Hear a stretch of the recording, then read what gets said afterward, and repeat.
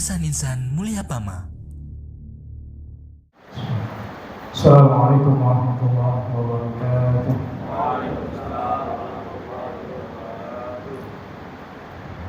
Innal hamdalillah nahmaduhu wa nasta'inuhu wa nastaghfiruh wa na'udzu billahi min shururi anfusina wa min sayyiati a'malina.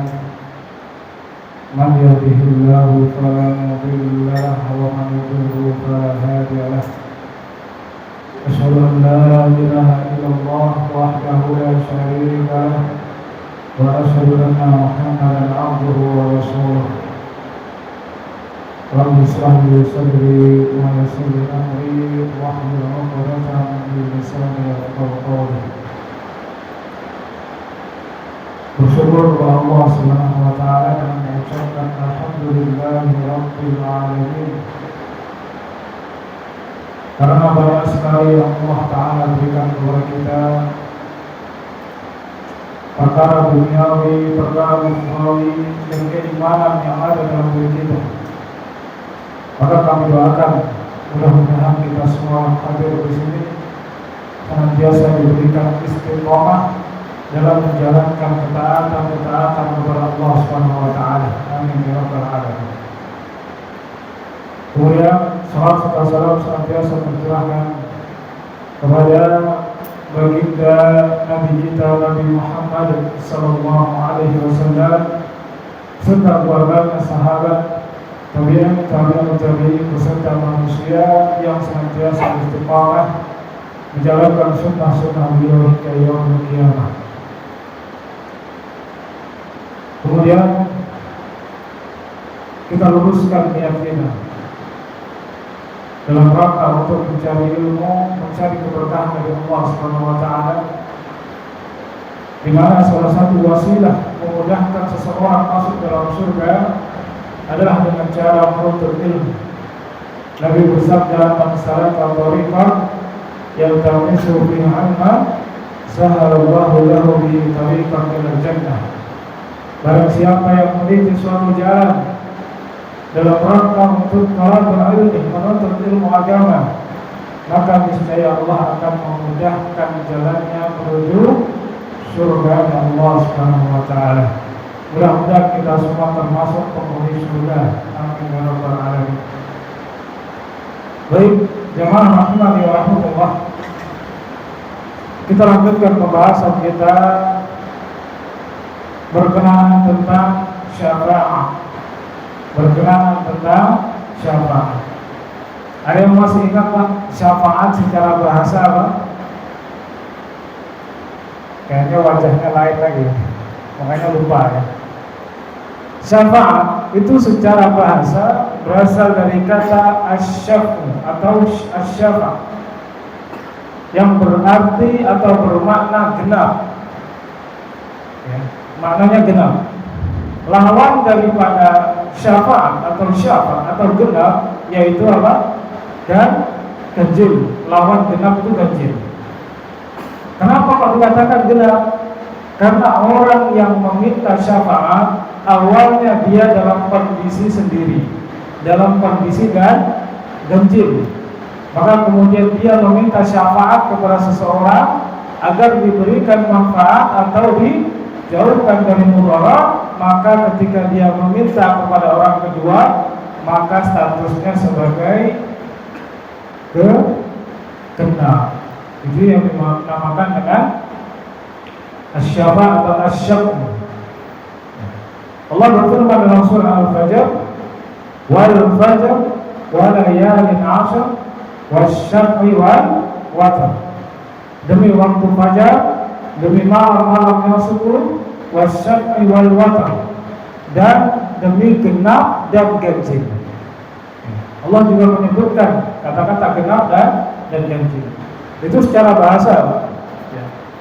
Adapun menurut istilah,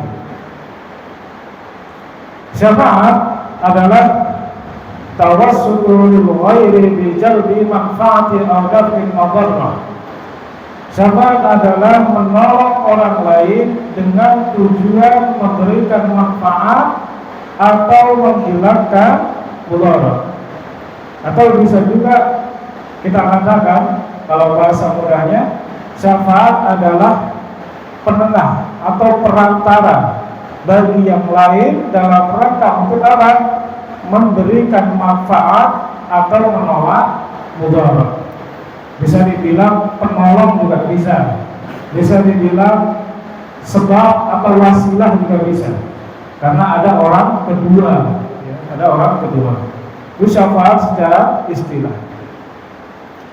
Al-Imam Abu Ja'far At-Tahawi, beliau mengatakan salah satu akidah yang diyakini oleh Ahlussunnah wal Jamaah bahwa nanti di akhirat akan ada yang namanya syafaat. Akan ada yang namanya syafaat. Ada syafaat dari Rasulullah SAW.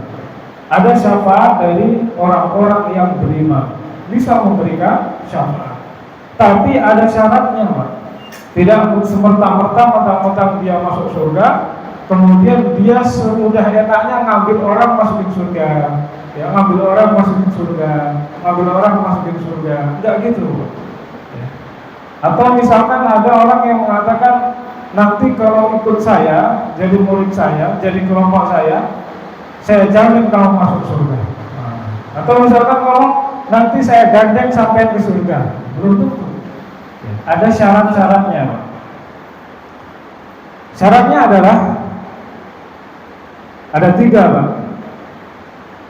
Yang pertama adalah ridha Allah kepada si pemberi syafaat.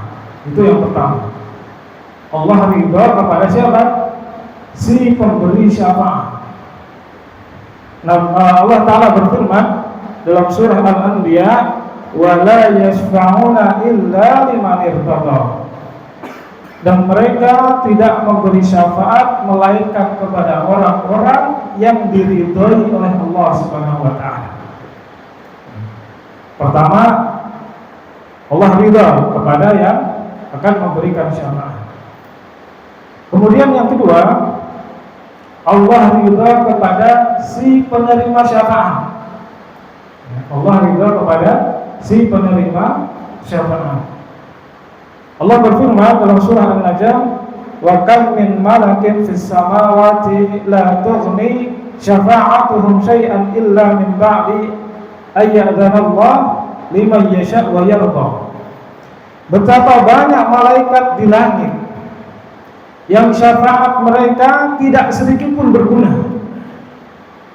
Enggak tanggung-tanggung, bukan rasul, bukan nabi, malaikat. Kedudukannya dekat dengan Allah Subhanahu wa taala, enggak pernah bermaksiat sama Allah. Syafaatnya malaikat enggak berguna sama sekali. Apa? Illa, kecuali siapa yang dikehendaki dan diridhoi oleh Allah Subhanahu wa taala yang akan diberikan syafaat. Bisa dipahami, Pak? Misal ada si fulan masuk ke dalam surga. Kemudian si fulan ini pengen bawa si fulanah ke dalam surga karena tertinggal di neraka. Bisa enggak? Enggak bisa. Kecuali apa? 2 hal tadi. Si fulan yang membawa harus dapat ridho dari siapa? Allah. Dan si fulanah yang akan dibawa harus juga mendapatkan ridho dari Allah. Dua-duanya. Kemudian syarat yang ketiga, atas izin Allah Subhanahu wa taala. Atas izin Allah Subhanahu wa taala. Allah berfirman, "Man dzalladzi yashfa'u 'indahu illa bi'idznillah." Siapakah yang dapat memberikan syafaat di sisi Allah melainkan atas izin Allah Subhanahu wa taala. Dan semuanya ini harus ada, enggak cuma salah satu aja. Misal Allah ridha kepada si pemberi. Kemudian Allah ridha kepada si penerima syafaat. Tapi ternyata Allah tidak mengizinkan. Gimana? Ya nggak bisa juga.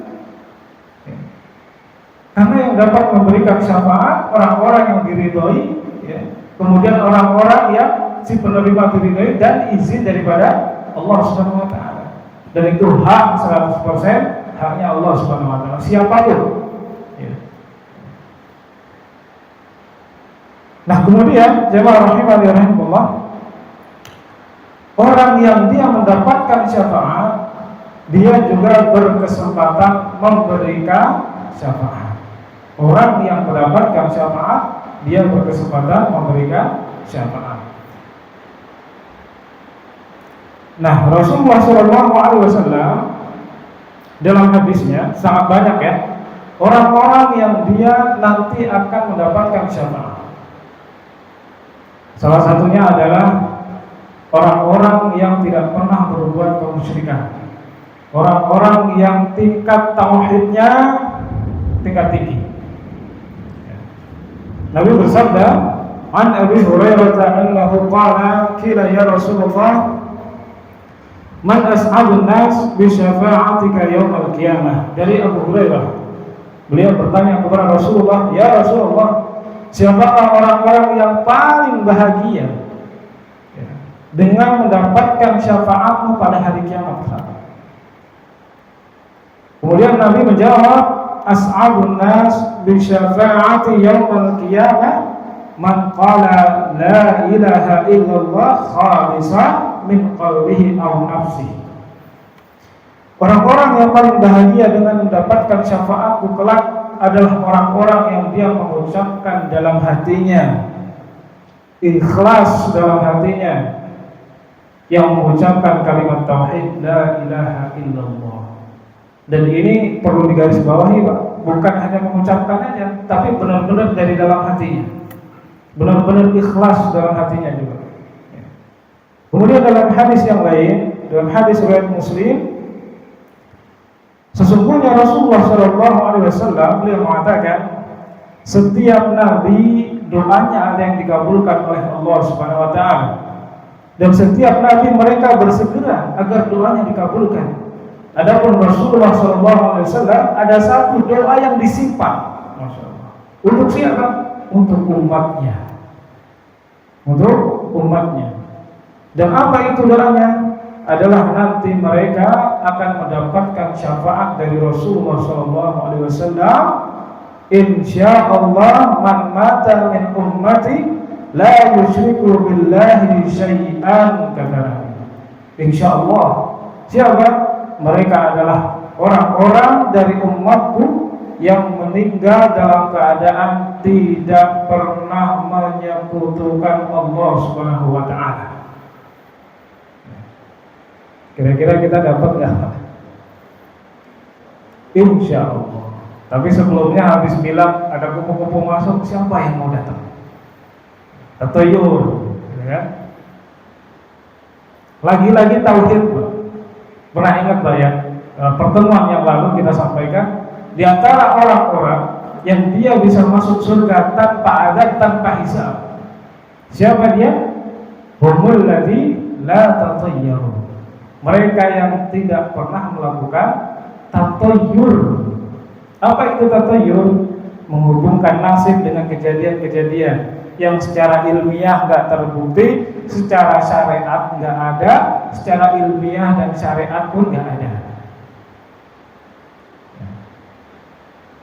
Jadi kalau misalkan secara syariat, secara ilmiah itu nggak terbukti, maka kita cari dari syariat. Contoh misalkan ruqyah, mungkin secara ilmiah mungkin belum terbukti, tapi dalam syariat Islam ada nggak? Ada. Para sahabat Nabi Muhammad SAW itu pernah meruqyah, dan dibenarkan oleh Rasulullah SAW. Yang ketika itu sedang safar, kemudian bertemu dengan sekelompok orang yang ketua atau kepala sukunya itu sedang disengat oleh binatang berbisa. Maka kemudian para sahabat meruqyah. Setelah itu diberikan imbalan 30 kambing. 30 kambing. Setelah itu belum diterima ini imbalannya, takut. Benar enggak ini? Boleh enggak diterima? Maka kemudian sahabat melapor sama Nabi, boleh enggak? Wahai Nabi, kita terima. Boleh. Maka kemudian bahkan Nabi nyuruh nyembelih kambingnya dan Nabi minta daging kambing. Kalau ruqyah di zaman Nabi itu apa Pak? Dikasih 30 kambing. Bekam di zaman Nabi itu dikasih berapa? 1 dinar. Rukyah zaman sekarang dikasih syukuran. Jazakallahu khairan katsiran. Ini lebih baik. Jazakallahu khairan katsiran. Ini lebih baik daripada apa? 30 kambing daripada 1 dinar. Ya. Luar biasa pahalanya di akhirat. Ya. Nah, jemaah rahimani rahimakumullah. Sampai mana tadi? Yang masuk surga tanpa hisab. Wala tatayyarun. Mereka tidak pernah melakukan tatayyur. Tatayyur itu kesyirikan. Contohnya apa? Kemarin sudah kita jelaskan di zaman Nabi itu ketika mereka akan safar melepaskan seekor burung. Kalau burungnya terbang ke kanan, keyakinan mereka, oh ini dapat apa? Berkah nih. Kemudian melanjutkan perjalanan. Kalau burungnya terbang di kiri, mereka berkeyakinan akan dapat bala, enggak jadi safar. Itu di zaman Nabi. Kalau di zaman kita biasanya apa? Kumpul-kumpul masuk rumah, keyakinan kita apa? Mau dapat tamu nih. Tangannya gerak-gerak sendiri, mau dapat duit nih. Padahal minta dipijat, capek habis main badminton. Yang ada ngeluarin duit, gitu kan? Bukan dapat duit. Nah itu tatayyur, nggak boleh seperti itu. Dan orang yang mendapatkan syafaat di akhirat yang tidak pernah melakukan kesyirikan. Mudah-mudahan kita diampuni dosa-dosanya oleh Allah SWT. Amin. Ikhwan fillah rahimani rahimakumullah. Dalam hadis riwayat Imam Ahmad itu disebutkan seseorang dia gara-gara seekor lalat itu bisa masuk neraka. Jadi ada 2 orang laki-laki yang dia sedang safar. Kemudian ketika memasuki suatu daerah itu tidak diizinkan kecuali mereka harus mempersembahkan sesuatu. Maka dikatakan kepada si laki-laki yang pertama, persembahkanlah sesuatu kalau kamu pengen masuk ke daerah. Maka si laki-laki ini mengatakan, aku gak punya apa-apa untuk dipersembahkan.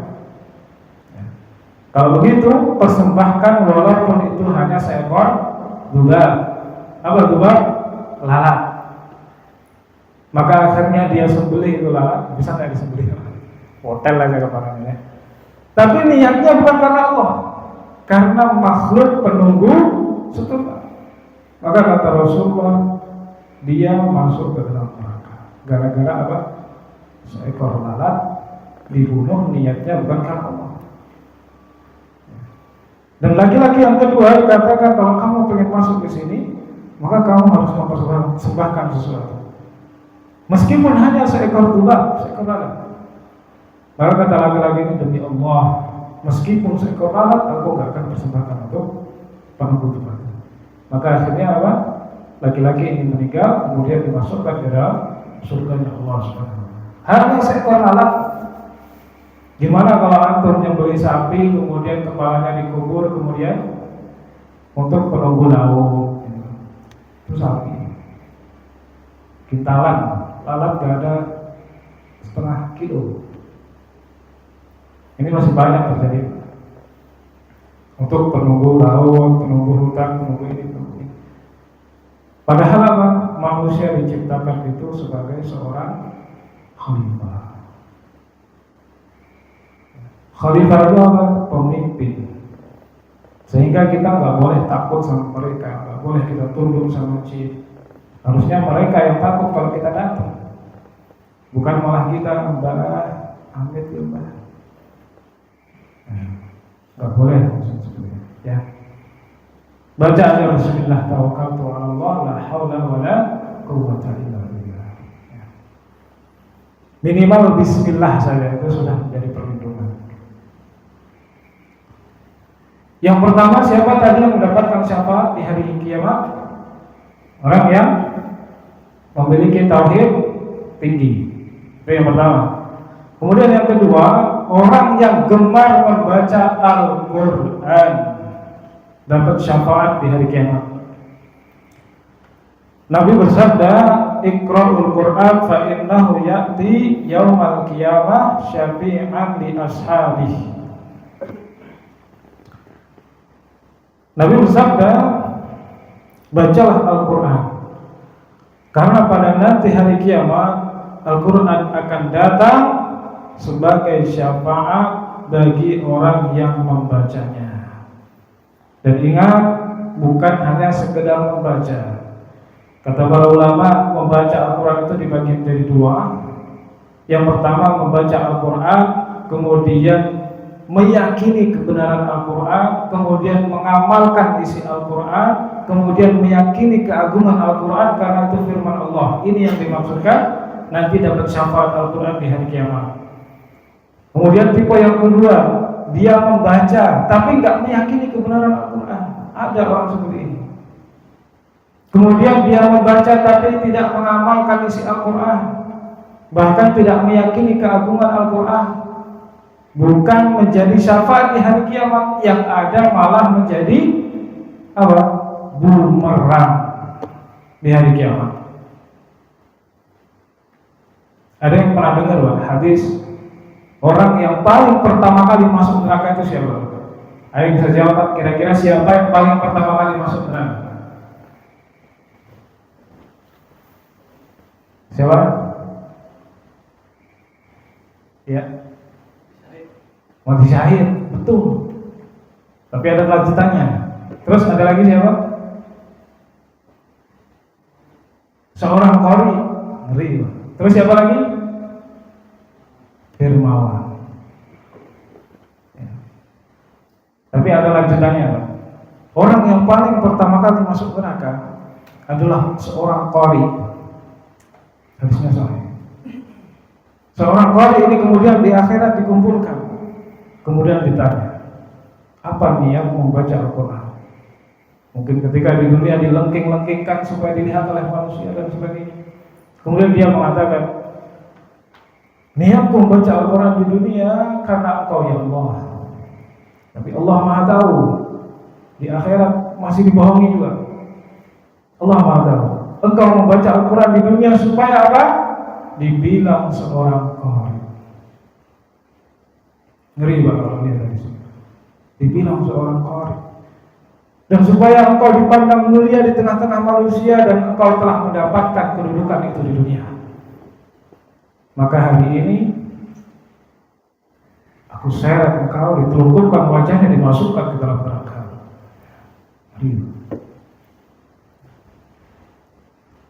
Kemudian apa? Orang yang meninggal di medan pertempuran mendapatkan gelar syahid, tapi belum tentu dapat gelar syahid yang sesungguhnya. Ditanya di akhirat, apa niatmu berperang? Niatku berperang karena Engkau ya Allah. Dusta, kadzdzabta. Engkau berperang supaya dipanggil pahlawan, supaya dipanggil seorang pemberani. Maka kemudian ditelungkupkan wajahnya, dimasukkan ke dalam neraka. Kemudian orang yang dermawan ditanya oleh Allah, apa niatmu mendekahkan hartamu yang banyak? Niatku karena Engkau ya Allah. Dusta, kadzdzabta. Niatmu supaya dipanggil orang dermawan, dan engkau telah mendapatkan itu di dunia. Maka kemudian ditelungkupkan wajahnya, dimasukkan ke dalam neraka. Maka niat dalam hati itu sangat penting. Termasuk ibadah itu, kalau niatnya nggak lurus karena Allah, ibadahnya tertolak. Niat karena Allah, terus yang kedua apa? Supaya ibadah diterima, ittiba. Apa ittiba? Mencontoh Rasulullah SAW. Dan ini dua-duanya harus ada. Niat bagus tapi ibadahnya nggak sesuai dengan contoh Nabi, nggak diterima juga. Ibadahnya bagus tapi niatnya nggak benar, jadinya riya. Dan riya adalah salah satu cabang dari kesyirikan, syirkul asghar. Ibadah supaya dilihat oleh manusia. Alhamdulillah. Mudah-mudahan Allah mengampuni dosa-dosa kita. Amin. Nah tadi apa Pak? Siapa yang mendapatkan syafaat? Yang kedua, membaca Al-Quran. Dan ikhwan fillah rahimani wa rahimakumullah, Al-Quran nanti ketika di hari kiamat itu akan datang kepada yang membacanya. Dan surat yang pertama kali menjadi pembelaan yang akan datang adalah surat Al-apa? Al-Yawqah apa gitu?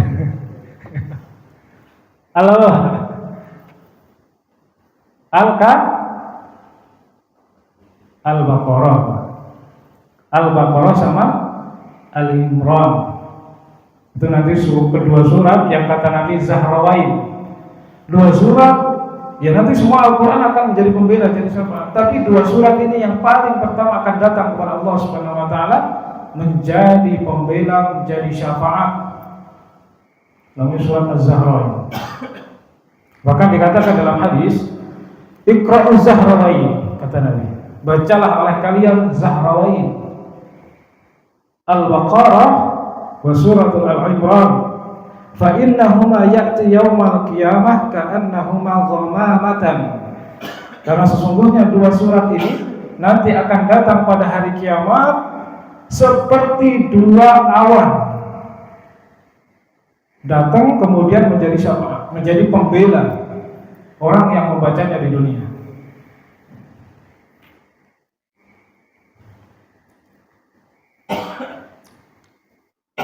Nah, kemudian yang ketiga, tadi yang kedua ya, orang yang gemar membaca Al-Quran. Yang ketiga, gemar bersolawat. Nabi bersabda, "Aulan nas bi yaumal qiyamah aktsaruhum alayya salat." Orang yang paling berhak mendapatkan syafaatku pada hari kiamat adalah yang paling gemar, paling banyak bersolawat kepadaku, kata Rasulullah SAW. Solawat apa? Solawat Nabi. Bisa nanti dicari solawat Nabi itu, cari di Google aja, ya. Nanti ketemu. Karena banyak orang menganggap solawat padahal bukan solawat Nabi. Allahumma sholli ala Muhammad wa ala ali Muhammad, ini solawat Nabi. Atau kata para ulama, orang yang gemar ketika Nabi disebut kemudian membaca sholawat. Nabi Muhammad Sallallahu Alaihi Wasallam ini juga bersolawat kepada Rasulullah Sallallahu Alaihi Wasallam. Itu ya, mendapatkan syafaat nanti di yaumil qiyamah. Kemudian yang ke berapa, Pak? Keempat, meninggal dan disolatkan 40 orang ahli tauhid. Ya. Disolatkan 40 orang ahli tauhid. Ini yang berat, ahli tauhidnya nih yang berat. Ya. Kalau cuma 40 orang, mungkin tokoh-tokoh lebih dari 40 orang. Tapi ahli tauhid ini yang luar biasa. Ya. Nabi bersabda, "Ma min rajulin muslimin yamutu fayaqumu ala janazah arba'una rajulan la yusyrikuna billah syai'an illa syafa'ahumullah fi." Tidaklah seorang muslim meninggal dunia kemudian jenazahnya disolatkan 40 orang yang dia tidak pernah menyekutukan Allah dengan sesuatu pun, melainkan Allah akan memberikan syafaat kepadanya. Berapa orang, kan? 40 dan ahli tauhid. Dan kata para ulama ketika menjelaskan ini adalah ahli tauhid yang gak pernah berbuat syirik besar, gak pernah berbuat syirik kecil. Berat lagi, Pak. Ya. Tidak pernah berbuat syirkul akbar, tidak pernah berbuat syirkul asghar. Berat. Ya. Yang mudah-mudahan kita semua mendapatkan syafaat di hari yaumul qiyamah. Amin ya rabbal alamin. Syirkul asghar seperti apa tadi? Beribadah niatnya bukan karena Allah, itu syirkul asghar, termasuk syirik. Terus termasuk syirik adalah ketika bersumpah selain nama Allah. Ada yang pernah sumpah demi, biasanya demi apa? Demi apa? Demi apa? Contoh aja ini ya, takut juga nyebutnya. Contoh, sumpah demi orang tuaku, boleh nggak? Nggak boleh. Sumpah demi Allah, demi Rasulullah, Biasanya kan kayak gitu ya, untuk meyakinkan, seyakin-yakinnya, demi Allah, demi Rasulullah, boleh kan? Demi Rasulullahnya nggak boleh. Tapi kalau demi Allah, ya memang dianjurkan seperti itu. Ya. Karena nggak boleh bersumpah atas nama selain Allah SWT. Kalau kita bersumpah demi sesuatu itu menunjukkan itu keagungan dalam rangka untuk meyakinkan yang paling berharga dalam dirinya, yang paling agung dalam dirinya.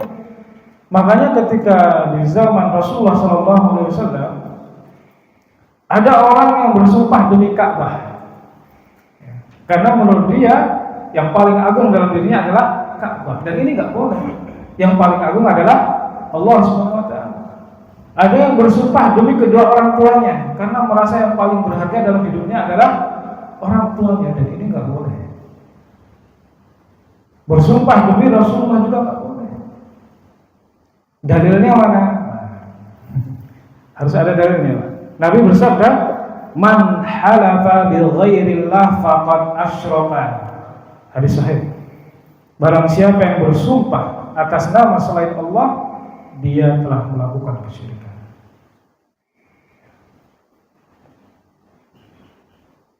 Kemudian ketika Umar bin Khattab pernah bersama suatu rombongan, kemudian Umar bin Khattab, ya, karena belum ada hadis, dia datang. Umar bin Khattab itu bersumpah atas nama ibu dan bapaknya. Maka kemudian apa? Rasulullah SAW kemudian memanggil rombongan tersebut, tapi nggak langsung ditujukan kepada Umar. Tahu sendiri Umar seperti apa kan? Gagah gitu kan? Supaya tidak apa? Seolah-olah menggurui. Jadi yang dikasih tahu adalah rombongannya. Tapi Umar dengar gitu kan? Nabi bersabda, "Ala innallah yanhakum an tahlifu bi abaikum faman kana halifan falyahlif billah wa illa falyasmut." Ingatlah, sesungguhnya Allah melarang kalian bersumpah dengan menyebut nama bapak-bapak kalian. Siapa yang hendak bersumpah, maka hendaklah dia bersumpah atas nama Allah, atau seandainya mending dia diam saja kalau nggak bisa. Gitu ya Pak ya.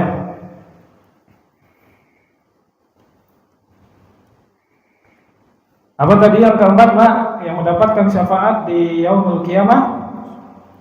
Apa? Banyak bersolawat. Terus yang terakhir tadi, disolatkan 40 orang ahli tauhid. Yang jadi patokan itu ahli tauhidnya, bukan banyaknya. Bukan banyaknya. Udah jam 8 kurang 10 menit. Mungkin kita cukupkan dahulu. Wallahu a'lam bishawab. Kurang lebihnya kami mohon maaf. Ada pertanyaan jemaah? Pertanyaannya kapan selesai? Insyaallah sebentar lagi selesai. Tidak ada, kita tutup dengan doa kifaratul majlis. Subhanakallahumma bihamdika asyhadu an la ilaha illa anta astaghfiruka wa atubu ilaik. Assalamualaikum warahmatullahi wabarakatuh.